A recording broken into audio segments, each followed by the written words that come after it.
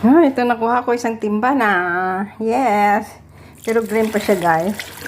Bali, stay lang sa labas ng 3 to 4 days para maging lalambot siya bago ilagay sa ref. Parang pahinugin muna, ganun.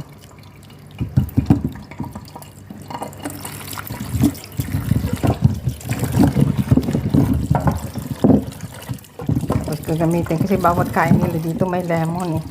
Nilalagyan ng lemon. Yes.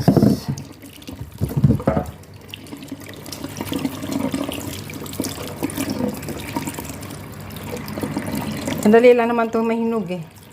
Para maging juicy siya sa loob ba. Hindi siya mahirap pipigain.